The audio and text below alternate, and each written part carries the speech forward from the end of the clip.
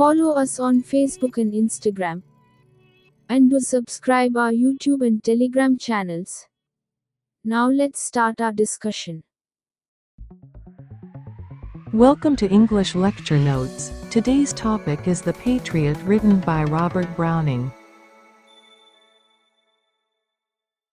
Let's have a look into the poem, The Patriot, an old story. It was roses, roses, all the way, with myrtle mixed in my path like mad. The house roofs seemed to heave and sway, the church spires flamed, such flags they had, a year ago on this very day. The air broke into a mist with bells, the old walls rocked with the crowd and cries. Had I said, "Good folk, mere noise repels, but give me your sun from yonder skies," they had answered, and afterward, what else? Alack, it was I who leapt at the sun to give it my loving friends to keep, not man could do, have I left undone. And you see my harvest, what I reap this very day, now a year is run. There's nobody on the housetops now, just a palsied few at the windows set, for the best of the sight is, all allow, at the shambles gate, or, better yet, by the very scaffold's foot, I trow. I go in the rain, and, more than needs, a rope cuts both my wrists behind, and I think, by the feel, my forehead bleeds, for they fling, whoever has a mind, stones at me for my year's misdeeds. Thus I entered, and thus I go, in triumphs. People have dropped down dead, paid by the world. What dost thou owe me? God might question. Now instead, 'tis God shall repay. I am safer so. Our poem, The Patriot, by Robert Browning, is a dramatic monologue about a man who dedicated his entire life to supporting his country. It is Robert Browning's reflection on human fickleness and frailty. This poem first appeared in Browning's 1855 collection, Men and Women. Just like in poetry, My Last Duchess or The Last Ride Together, this poem also uses a single speaker. The poem starts off with the subtitle, An Old Story, which indicates to reader that this story is long forgotten, and the poem is set in the past. This poem is an example of dramatic monologue, which is written in Patriot's point of view. Now let's check the historical context of the poem. When The Patriot was published in 1855, Browning's native England was at the peak of its own intensely patriotic moment, the Victorian era. Under the reign of Queen Victoria, Britain had become a massive world power. By 1855, Browning was living in Italy with his wife Elizabeth Barrett Browning, and he might well have cast a skeptical eye on some of his native land's more feverish patriotism. In particular, he had serious doubts about the Crimean War, a bloody and unpopular conflict that ran from 1853 to 1856. The Crimean War was notoriously ill-managed. Browning's contemporary Tennyson even wrote a famous poem about one of its disaster. Let's discuss the first stanza of the poem, An Old Story. It was roses, roses, all the way, with myrtle mixed in my path like mad. The house roofs seemed to heave and sway, the church spires flamed, such flags they had. A year ago on this very day. This poem is about a man who has done something great for his country and countrymen. The poem begins in the middle of a vivid memory. The very first image of the poem is of roses and fragrant leaves, carpeting the street where the speaker walks. Here the Patriot describing an event, a grand public welcome.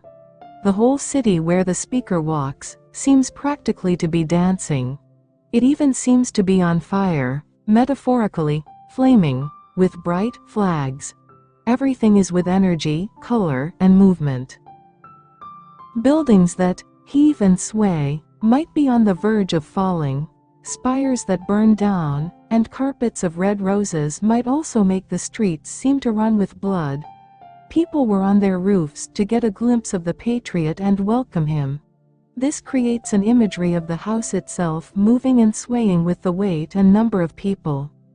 Even the church spires were decorated with fiery colored flags. In the last line, the poet points out that these events occurred exactly a year ago.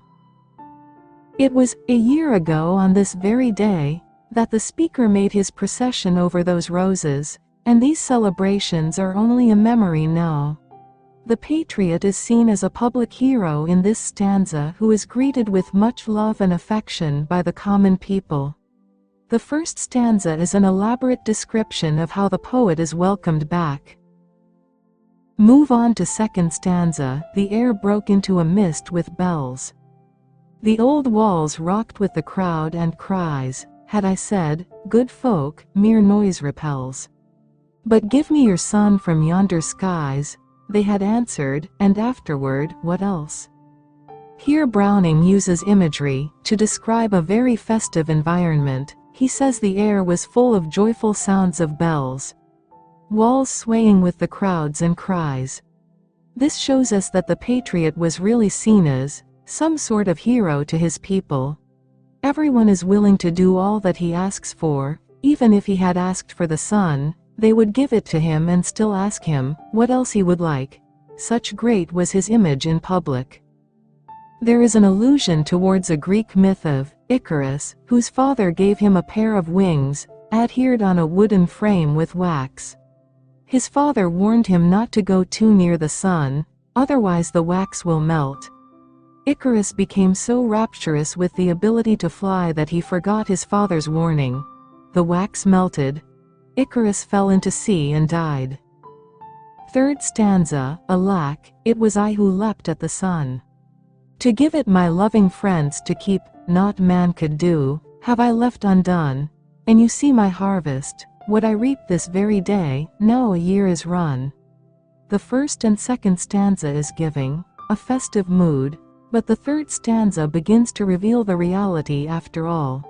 Here the speaker admits that he was fool enough to try to achieve beyond his limit. The patriot sighs, alack in grief. In fact, the praises of the countryman made him too confident to become over-ambitious. Here, Browning metaphorically alludes to mythical Icarus. Icarus received his downfall when he became too ambitious to fly towards the sun with his wax wings. Giving the sun his loving friends to keep may suggest that his actions somehow caused the death of his close friends. The patriot is talking about some battle that claimed the life of his dear ones.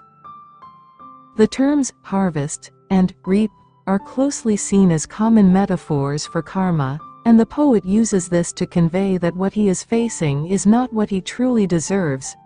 This stanza acts as synopsis to the current events. The patriot also repents for doing too much for his country and people. Having done too much, he now repents over his struggle, as it has led him to face this day. Let's move on to next stanza. There's nobody on the housetops now. Just a palsied few at the windows set, for the best of the sight is, all allow. At the shambles gate, or, better yet, by the very scaffold's foot, I trow. The speaker returns to his current situation in the fourth stanza. There are no more people looking out for him or cheering him on. The only people who come to watch him are the palsied few, which obviously refers to those lowest in society. Sick and old with nothing better to do than watching him at the scaffold's foot means a raised wooden platform in which people are executed. Here he reveals quite shockingly that he has completely fallen. He shows the change in the behavior of countrymen towards him after 1 year. People like to be where the action is, so the speaker goes on to say that the greatest view would be at the slaughterhouse gate or at the base of the scaffold. So here it is clear that those who once greeted him as a patriot are now waiting by the scaffold to see his execution. Fifth stanza. I go in the rain, and, more than needs, a rope cuts both my wrists behind, and I think, by the feel, my forehead bleeds. For they fling, whoever has a mind, stones at me for my year's misdeeds. The fifth stanza is the continuation of the previous one, and further describes humiliation he got from the people. The patriot is led to the scaffold in the rain. He says people are dragging him vigorously. His wrists are bleeding too, because of the rope that binds them for his execution. He notices a blemish on his brow. It's because some harsh and ungrateful people threw stones at him. He feels that someone from the crowd throws stone at him and his forehead is bleeding. He regrets that a year's misdeed has erased all the memories of his good deeds from the minds of the common people. Even though the speaker receives mistreatment from people, he doesn't seem to be angry with people. It suggests that despite the treatment he is receiving, he doesn't blame the people. He knows that they misunderstood him. Sixth stanza. Thus I entered, and thus I go, in triumphs, people have dropped down dead. Paid by the world, what dost thou owe me? God might question. Now instead, 'tis God shall repay. I am safer so. The last stanza of the poem reflects on the patriot's death. The complete poem shows us the patriot's entry and exit from life. This poem sums up the speaker's life well. His first position in people's mind and how it changed as time passes. He believes that he stood by the right things and thus considers himself victorious in his defeated condition. We see Browning's stout religious belief in the last 3 lines. He thinks that the punishment he got in the mortal world has purified him, and that he hopes to go to heaven instead of hell. He feels safer knowing that God knows he stood for what he thought was right and thus he will be safe under him. As a conclusive note, we must remember that it is not possible to establish the innocence of the patriot in the poem. On one hand, we see the speaker himself admitting that he did some misdeeds. On the other hand, we see him as a patriot who is mistaken. At least the title suggests that. He feels guilty of something he did, which he thought were right. It might be because he is truly innocent and is simply put to death based on people's misunderstandings. This final stanza refers to the chapter of death in the patriot's life. Browning's mentioning of triumphs in this stanza makes it clear that this was the story of a hero, of a country who was forgotten and then killed. Now we will discuss structure and form of the poem. The poem, The Patriot, consists of 6 stanzas of 5 lines each, in which each stanza is actually a chapter.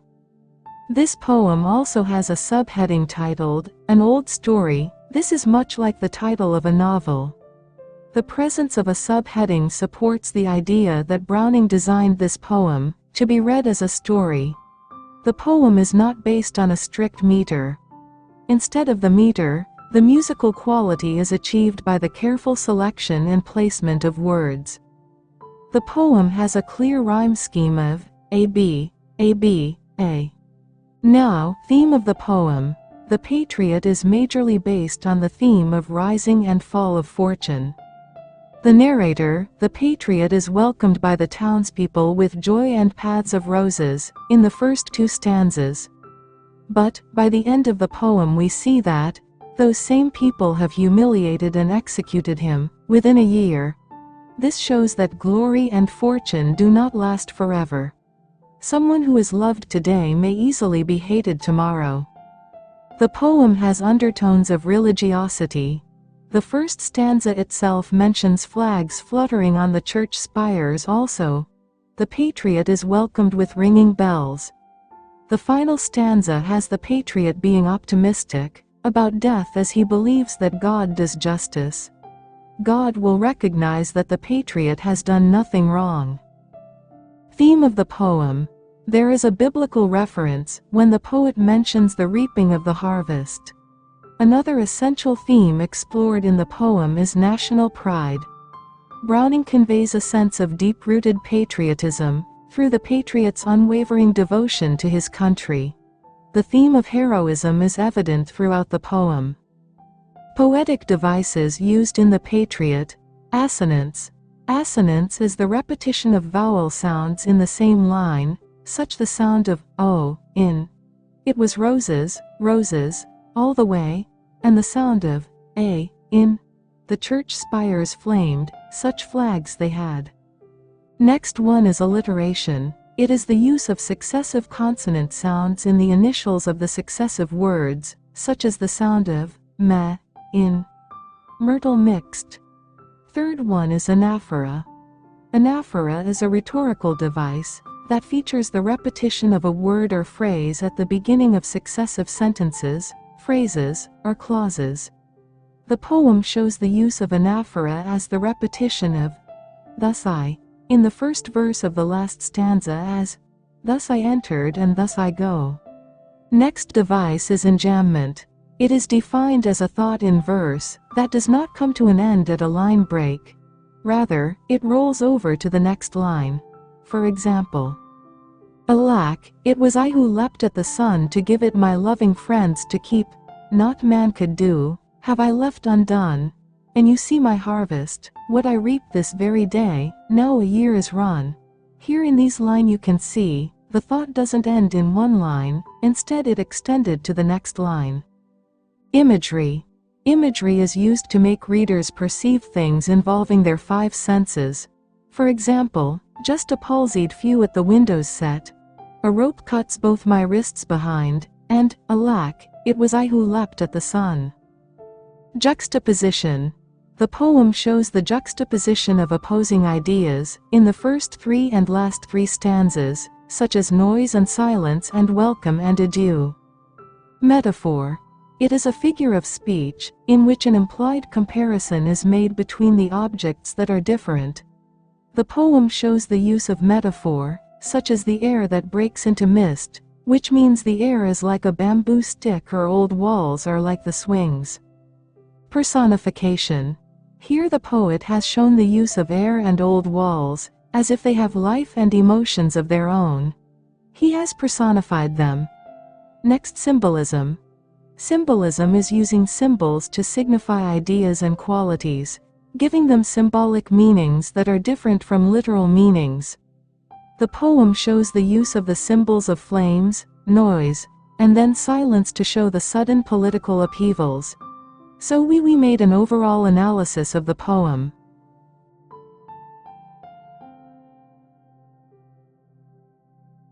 That's all for today. If you like this video, please like the video and don't forget to subscribe our channel and hit the bell icon to get the notification of our coming videos. Thank you for watching.